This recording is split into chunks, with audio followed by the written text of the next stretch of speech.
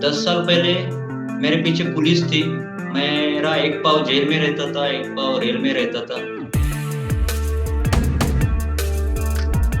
10 साल में Mumbai crime branch से भागा। पुलिस कभी मुझे पकड़ नहीं पाई। रनिंग ने मुझे लाइफ दिया। रनिंग की वजह से मेरी आइडेंटिटी चेंज हो गई। रनिंग की वजह से मुझे जॉब मिला। आज लोग रनिंग की वजह से मुझे पहचानते। रनिंग की वजह से मेरी सेटिस्फेक्शन और हैप्पीनेस की डेफिनेशन चेंज हो गई।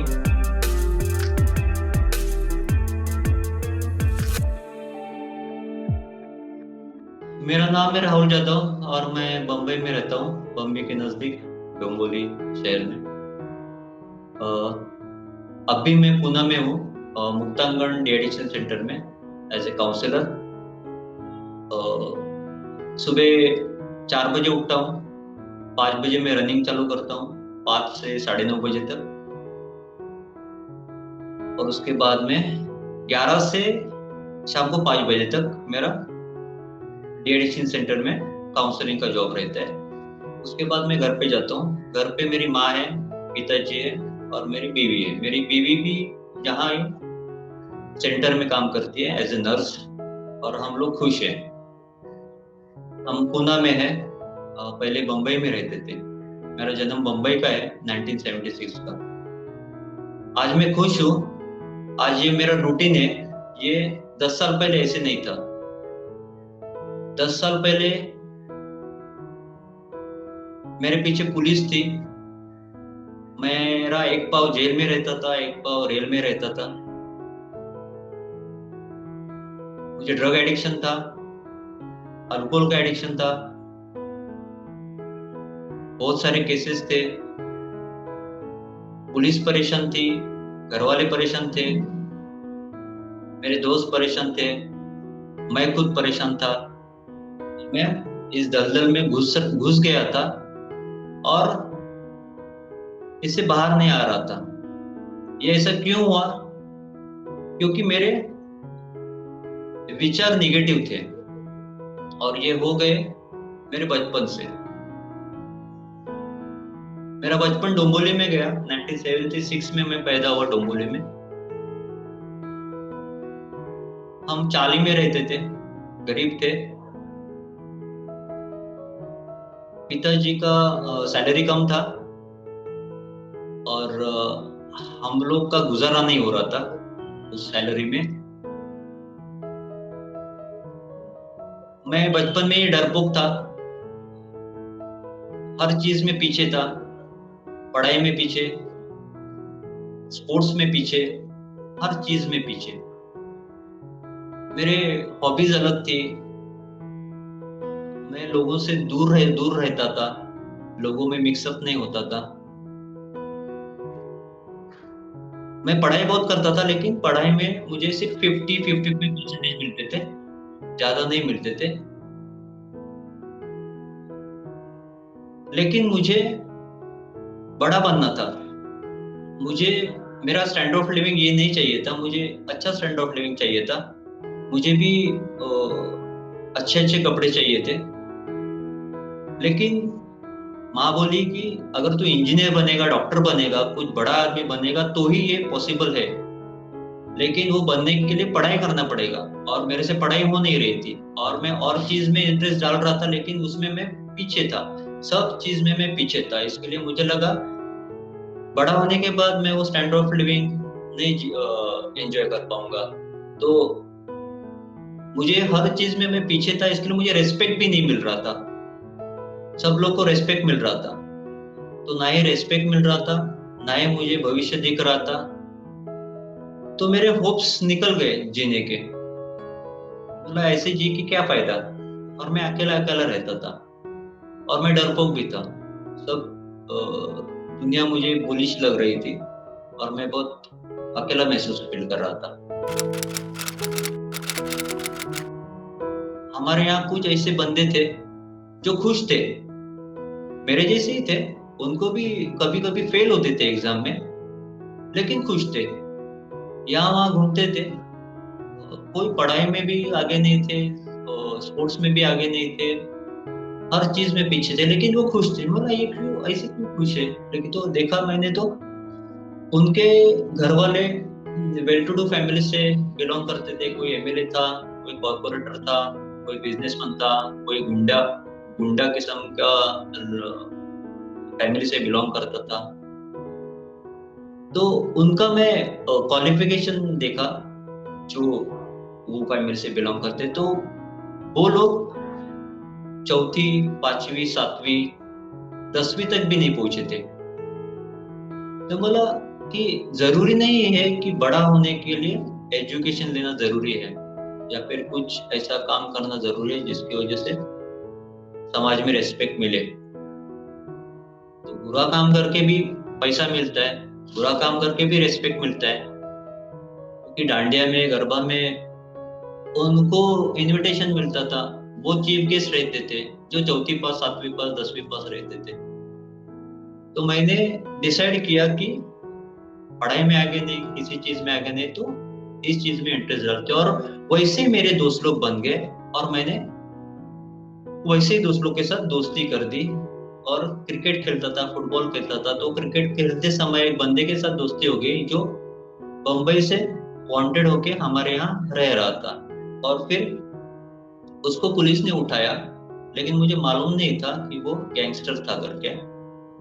लेकिन जब पता चला, लेकिन दोस्त था ना, इसके लिए मैं उसको मदद करने के लिए कोर्ट में गया। फिर कोर्ट में उसने मुझे नंबर दिया, फिर नंबर वो मलेशिया का था, वहां पे मैंने फोन किया। और फिर वो बंदे ने बोला, जो मलेशिया में बैठा था, कि ये बंदे को छुड़ाना है तो वकील को पैसा देना है, तो 2-3 लाख का हवाला करना है और वकील को देना है। तो मैं 2-3 लाख का हवाला करके वकील को दिया और मेरे दोस्त को छुड़वाया। मुझे पता चला कि वो जिसके साथ मैं क्रिकेट खेल रहा था, फुटबॉल खेल रहा था, जो हमारे यहाँ वांटेड के लिए रेंट पे, फ्लैट पे रहता था, वो बंदे के ऊपर 17 से 18 मर्डर केस है। लेकिन मैंने देखा उसका स्टैंडर्ड ऑफ लिविंग अच्छा है, उसको जो चीज चाहिए वो मिल रही थी। तो मैंने सोचा क्यों ना ये लाइन चूज करूं, मैं इसके साथ काम करूं, और फिर मैं उसके साथ काम करने लगा। और फिर एक्सटॉर्शन थ्रेट देना, किडनैपिंग करना, आर्म्स एंड एम्युनिशंस का डीलिंग करना, हवाला करना पैसे का, ये सब मैं करते गया उसके अंडर। लेकिन उसके बाद में 1999 में बैंकॉक में गैंग वॉर हो गया, उसकी वजह से बम्बई में गैंग्स में स्प्लिट हो गई।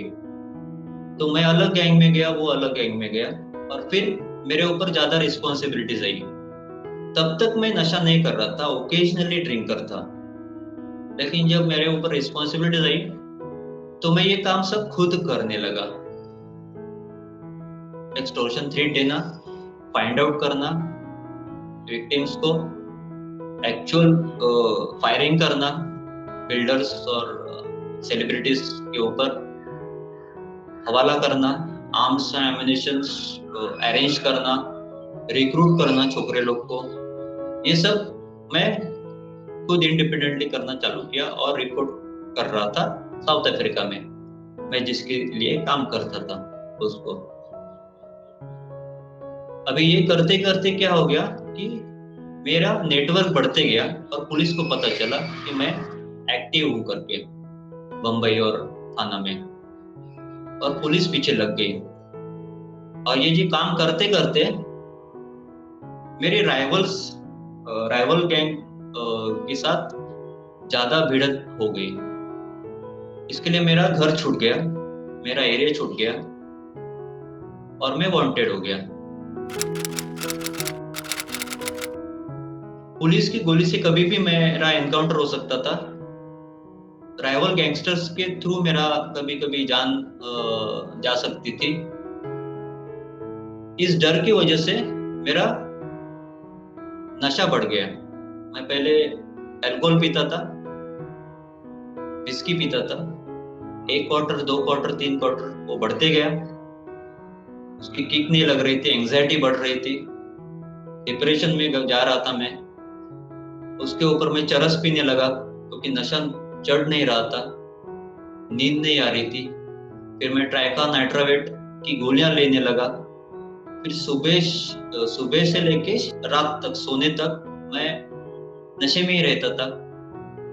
तो नशे में मैं क्या करता था मुझे पता नहीं चल रहा था। सब लोग डरते थे मेरे साथ बात करने के लिए, मेरे साथ रुकने के लिए, क्योंकि कभी कभी मैं होटल में, डिस्कोथेक में नशे की हालत में फायरिंग करता था बंदूक से, पिस्तल से। तो लोग डर गए थे और किसी को खबर लग गई। फिर 2007 में फरवरी में 27 फरवरी को मुझे मुंबई क्राइम ब्रांच विजय सालस्कर साहब ने अरेस्ट किया एंटी एक्सटॉर्शन सेल के। जब अरेस्ट किया तो मुझे पता ही नहीं चला था कि मुझे अरेस्ट किया करके, क्योंकि मैं हेलुसिनेशन में था, नशे में था। उसके बाद में हेलुसिनेशन में था। 3 दिन मुझे हॉस्पिटल में रखा और उसके बाद मुझे दिखाई दिया कि क्या चल रहा है। देखा तो मुझे अरेस्ट किया है। उन्होंने बोला कि तुझे अरेस्ट किया है मुंबई क्राइम ब्रांच ने। तब मुझे पता चला कि मुझे अरेस्ट किया है। वो लोग पूछ रहे थे, मैं जवाब दे नहीं पा रहा था क्योंकि मैं विड्रॉल में था। मैं बोल रहा था उनको कि मुझे चरस दो, मुझे दारू दो, क्योंकि हाथ कांप रहे थे, दिल धड़क रहा था, पसीना आ रहा था, बोल नहीं पा रहा था मैं। तो उन्होंने दिया नहीं, लेकिन मुझे सलाइन चढ़ाया और गोलियां दी और 5-6 दिन बाद विड्रॉल्स गए। उसके बाद में सवाल जवाब चालू किया। तो मेरी मेमोरी बहुत वीक हो गई थी। वो बोल रहे थे कौन से बिल्डर पे कहाँ कहाँ फायरिंग किया, कब किया, तेरे साथ में कौन था, कौन सा पिस्टल कहाँ था, 7.6 पे कहाँ यूज किया, 9mm कहाँ यूज किया, 0.45 कहाँ यूज किया। तो मुझे कुछ याद ही नहीं आ रहा था कि कहाँ मैंने कौन सा पिस्टल यूज किया, कब मैंने किसको, कब किसके साथ। मेमोरी मेरी बहुत वीक हो गई थी। लेकिन पुलिस को लग रहा था कि मैं झूठ बोल रहा हूँ, इसके लिए बहुत मार रहे थे मुझे। तो ऐसे मुझे 17 केस चल रहे थे और मैं परेशान हो गया था। मैं पागल जैसा बर्ताव कर रहा था, किसी को भी मार रहा था, पुलिस को मार रहा था, जेल की पुलिस को मार रहा था, जेल में जो कैदी थे उन लोग को मार रहा था। और इसके लिए मुझे आर्थर रोड जेल से बम्बई के मेंटल हॉस्पिटल में डाल दिया गया। वहां पे 2 महीना रखने के बाद वहां से क्लीन चिट मिल गई और फिर मुझे वापस आर्थर रोड जेल में डाला। फिर मेरा केस चालू होने लगा। जब केस चालू होने लगा तब मुझे पता चला कि अब केस चलाना है। लेकिन जिनके साथ मैंने मजा किया, जिसके लिए मैंने काम किया, उसने मुझे वकील नहीं भेजा, पैसा नहीं भेजा। मेरे लिए मेरे माँ बाप ने हेल्प की। लेकिन 17 केस में हर एक केस का जामीन के लिए 50,000 लगता है, हर एक केस चलाने के लिए 50,000 लगता है। ऐसे 17 केस मतलब 17 लाख रुपए चाहिए थे और ऊपर से जेल का खर्चा। तो उनके पास नहीं था वो। तो मैंने आजू बाजू में देखा तो कुछ कोटा केसेस में जो टेररिज्म एक्ट में जो कैदी बंदी थे, वहां पे वो स्टडी कर रहे थे लॉ का, Indian constitution, Maharashtra prison manual, Indian penal code, code of criminal procedure, evidence act, ये सब वो स्टडी कर रहे थे। उनको मैंने पूछा ये क्यों स्टडी कर रहे हो आप?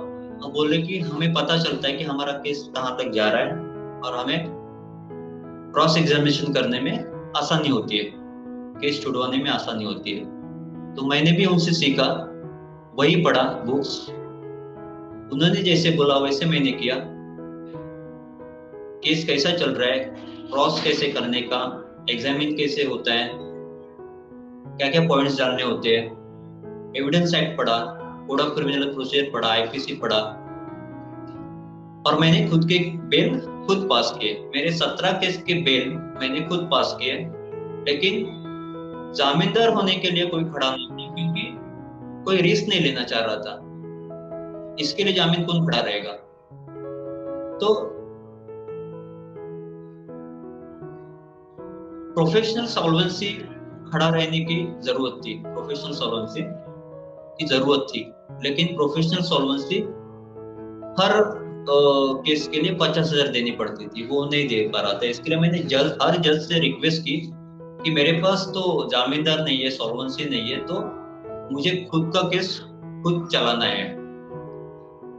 कुछ केस मैंने खुद चलाए और कुछ केस के लिए मैंने वकील को रिक्वेस्ट किया, घर वालों से पैसा लिया। घर वालों ने हमारा खुद का घर गिरवी रखा, गांव की जमीन बेच डाली और फिर मुझे जेल से छुड़वाया। अभी जेल से छुड़वाया, मैंने डिसाइड किया कोई नहीं मेरे लिए आया, तो मैं अगला लाइफ घर वालों के लिए स्पेंड करूंगा। इसके लिए मैंने काम धंधा करने का सोचा।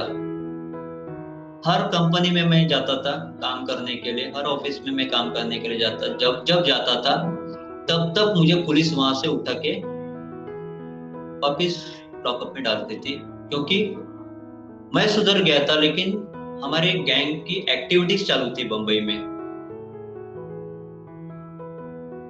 मैं पुलिस को रिक्वेस्ट कर रहा था कि मैंने छोड़ दिया है, मेरा क्या है इसमें। पुलिस बोली थी नहीं, सस्पेक्ट करके उठाया तुझे, और सस्पेक्ट करके मुझे कंपनीज में उठा देते, कंपनीज में जहां मैं काम करता था वहां से, और वो जॉब मेरे से निकल जाता था। बहुत बार ऐसे हो गया, लास्ट में मैं पिताजी से रिक्वेस्ट करके पिताजी के पहचान के थ्रू एक कंपनी में जॉब पे लगा। वहां पे मैं नाइट सेकंड फर्स्ट शिफ्ट रहने का, तब 3-4 महीना मैंने अच्छा जॉब किया। और फिर नाइट शिफ्ट में 1:30 बजे मुंबई में एक पत्रकार की हत्या हो गई थी, तो सस्पेक्ट करके सब गैंग्स के लोगों को उठा रहे थे। वैसे ही मुझे उठाया कंपनी में से मुझे उठाया। सब लोग देखने लगे। 2 दिन में लॉकअप में था, वापिस आया। सुपरवाइजर बोला प्लांट में कि तुम कैरेक्टर सर्टिफिकेट और पुलिस वेरिफिकेशन लेके आओ, पर्सनल डिपार्टमेंट में दो, और फिर यहाँ पे काम पे आओ। तो मैं वहां से पुलिस स्टेशन गया हमारे यहाँ पे, और वो साहब को बोला कि मुझे कैरेक्टर सर्टिफिकेट चाहिए, पुलिस वेरिफिकेशन चाहिए, मेरे कंपनी में जॉब करने का है। तो उसने बोला चल तेरा आया, तेरा काय का कैरेक्टर है, तूने तो वाट लगा दिया हमारे शहर की। तो मुझे बुरा लगा। मैंने मम्मी को बोला कि मुझे जॉब नहीं लग सकता, कितना भी जॉब करूं, कभी ना कभी इतना मेहनत करने के बाद कभी ना कभी कोई ना कोई आएगा मेरे को उठा के लेके जाए, तो इतना मेहनत करके फायदा क्या। तो उसके टेंशन की वजह से मेरा नशा चालू हो गया। तो पहले मैं जितना नशा कर रहा था उससे ज्यादा नशा करने लगा।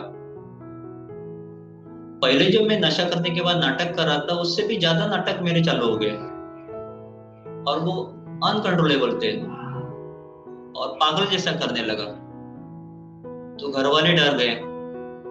मैं जिस एरिया में रहता था उस एरिया के लोगों ने हमारे यहाँ पे पुलिस को कंप्लेंट की कि इसको हमारे एरिया से निकाल दो करके।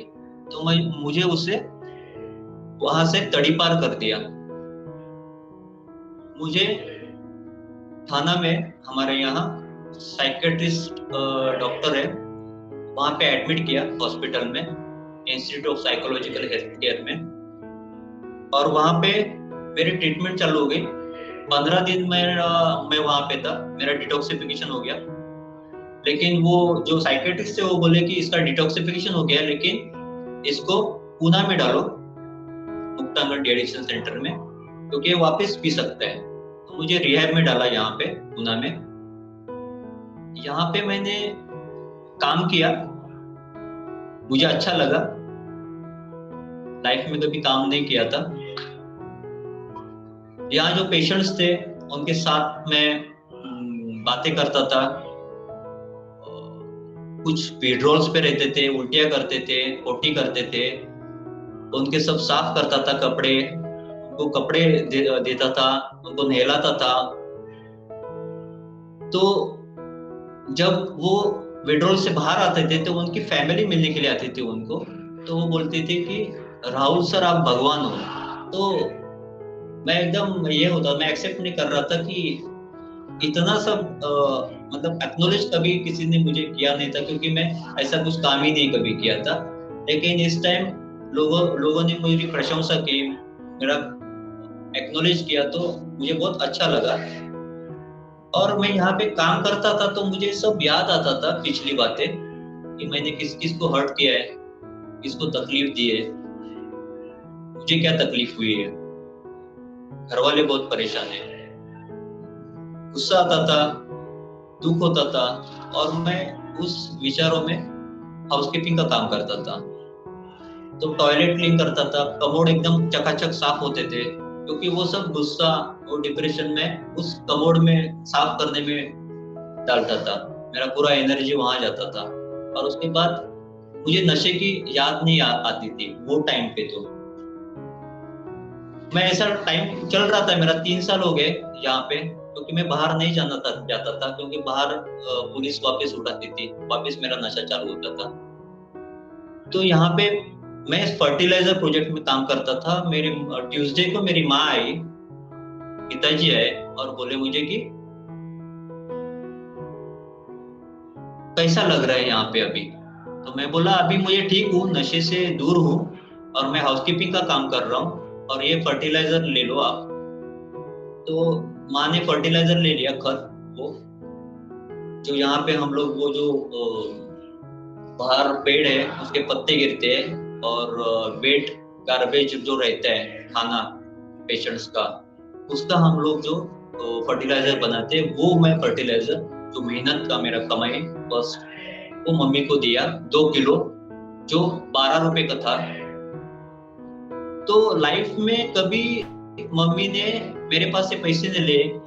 मैं एक्सटॉर्शन करता था, किडनैपिंग करता था, तो उसमें मुझे 50,000, 1 लाख, 2 लाख मिलते थे। मम्मी को देता था, मम्मी ले नहीं लेती थी, लेकिन मेरा ये 12 रुपए का जो मेहनत का कमाई है वो मम्मी ने ले लिया। तो मुझे बहुत अच्छा लगा, बहुत साल बाद मेरी एक्सेप्ट हुआ मेरी कमाई। मुझे बहुत अच्छा लगा, मैंने मम्मी को रिक्वेस्ट किया, बोला मैं आता हूँ घर पे, अभी मैं ठीक हो गया, मैं काम धंधा करूंगा। मम्मी बोली मत, तू आ, घर पे मत आ, वापिस वहां पे पुलिस आती है, वापिस दोस्त लोग मिलते हैं, वापिस तेरा नशा चालू होता है, तू इधर ही रुक, और तेरी वजह से भाई का शादी नहीं हो रहा है। तो मेरी वजह से मेरे भाई का शादी नहीं हुआ, क्योंकि उसको देखने के लिए रिश्ता आया था, और मैं तभी था घर पे, पुलिस आई, मुझे उठा के लेके गई उनके सामने, और फिर उसका रिश्ता चला गया। तो बोला कि तू मत रहे घर पे, तेरी वजह से मेरी शादी नहीं हो रही है। तो ये सब सुन के मुझे बहुत बुरा लगा कि मैं किसी के काम का नहीं हूँ, तो मैं इधर ही ठीक हूँ। और तभी हमारी मुक्ता ताई है, मुक्ता अंगन डी एडिक्शन सेंटर की डायरेक्टर मुक्ता ताई मुंतांबेकर, उन्होंने कहा कि आफ्टर केयर करके, मतलब जो लॉन्ग टर्म ट्रीटमेंट के लिए यहाँ पे रहते हैं, उनकी मीटिंग होती है महीने में एक बार। तो मीटिंग ली थी उन्होंने 2015 दिसंबर में। उन्होंने कहा कि कौन कौन यहाँ पे कितने कितने महीना रहने वाले और क्यों रहने वाले, रीजन। तो सब लोग ने अपना अपना रीजन बताया। किसी का डिवोर्स का प्रॉब्लम है, इसके लिए वो बाहर नहीं जा रहा है, किसी के कुछ केसेस है फ्रॉड्स के, इसके लिए नहीं बाहर जा रहा है, किसी का नारकोटिक का केस है, इसके लिए नहीं जा रहा है। मुझे पूछा, मैंने कहा मुझे बाहर जाने के लिए कुछ गोल ही नहीं है, बाहर जाके करूँ क्या। सब लोग परेशान है, कोई नहीं चाहता कि मैं बाहर आऊं करके, मैं किसी का काम का नहीं हूँ। उन्होंने कहा कि 1 महीने बाद 31 जनवरी 2016 को मैराथन है 10 किलोमीटर की, कौन कौन पार्टिसिपेट करेगा। तो सब ड्रग एडिक्ट थे, सब लोग हंसने लगे। मैंने हाथ उठाया तो और हंसने लगे, बोले ये गर्दुल्ला क्या दौड़ेगा। तो मैडम ने पूछा कि मुक्ता ताई ने पूछा कि तुझे कुछ एक्सपीरियंस है क्या दौड़ने का। तो मैंने कहा कि 10 साल में मुंबई क्राइम ब्रांच से भागा, पुलिस कभी मुझे पकड़ नहीं पाई, पब्लिक पीछे, पुलिस पीछे, मुझे कोई अभी तक पकड़ नहीं पाया। तो कुछ नहीं रहेगा मेरे को में क्वालिटी, लेकिन मेरे में एक क्वालिटी है, मैं भागेगा। और फिर मैंने गेट पास चालू किया और मैंने प्रैक्टिस करना चालू किया भागने का।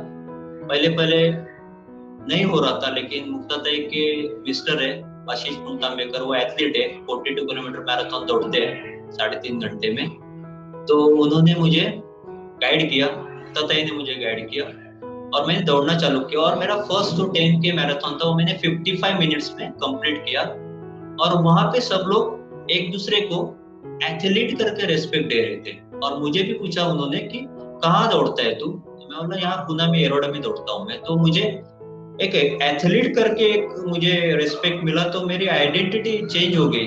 अब तक तो मुझे सब लोग गैंगस्टर, किडनैपर, रॉबर, गर्दुल्ला, बेवड़ा, चरसी, बिल्ला, ये वो ऐसे नाम से पुकारते थे।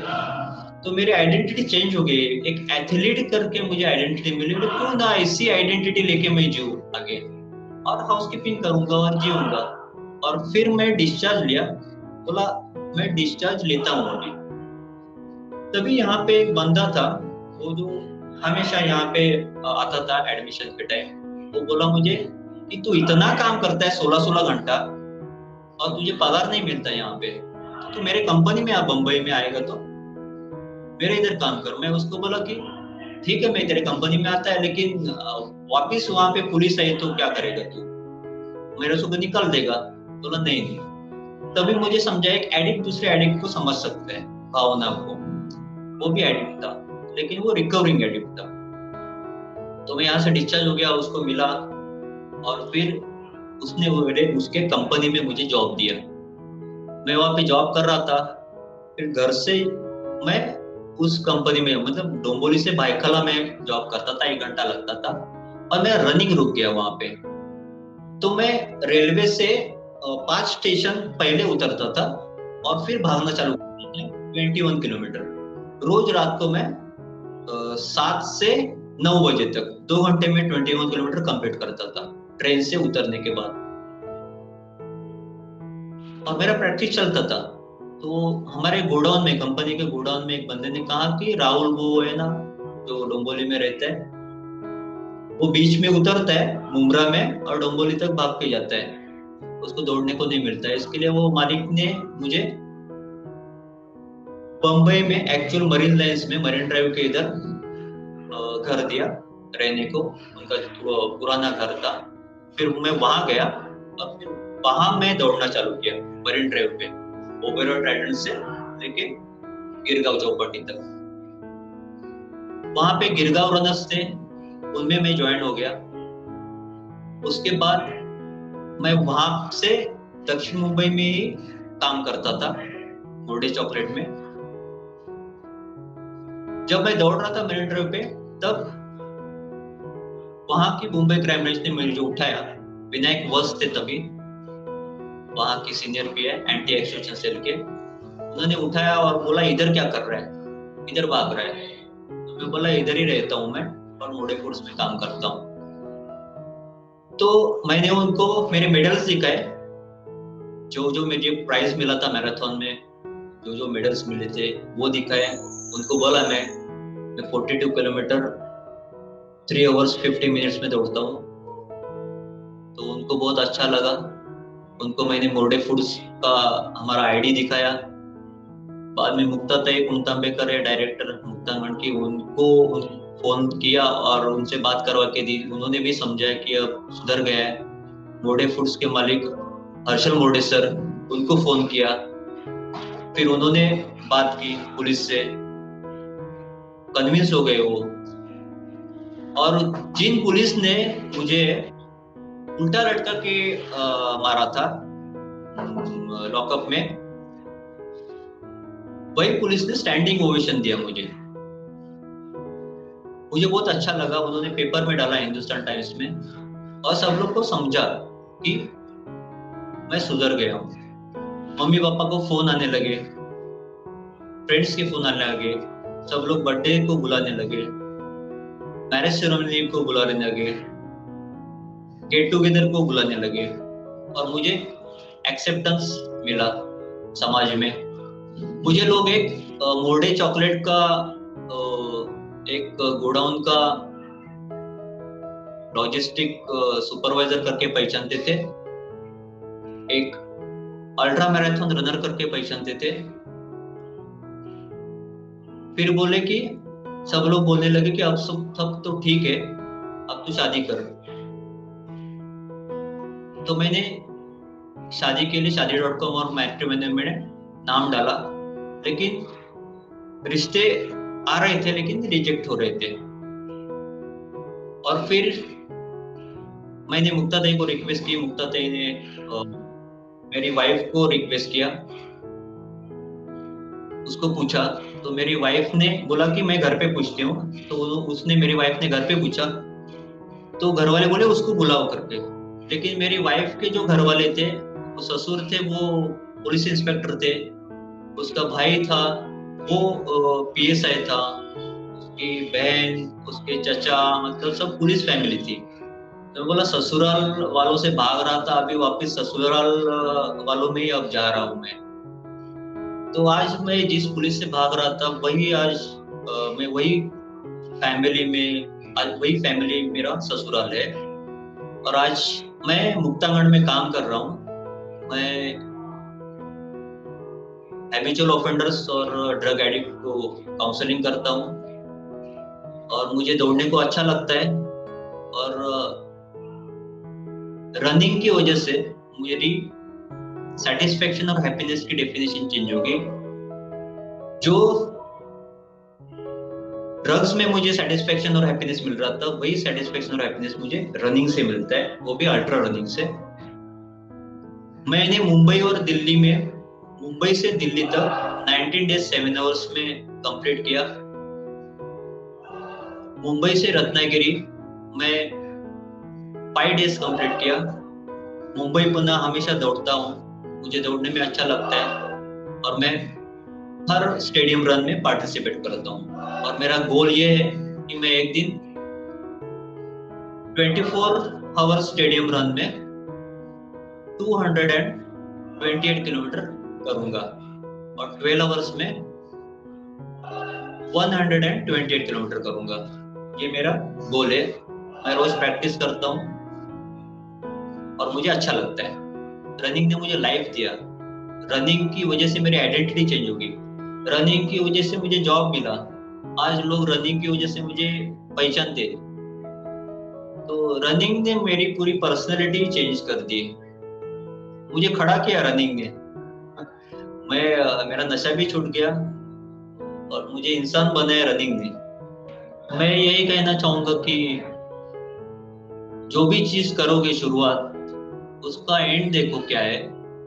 अगर एंड बुरा है तो वो चीज चालू नहीं करना चाहिए, और एंड अच्छा है तो ही चीज चालू करो।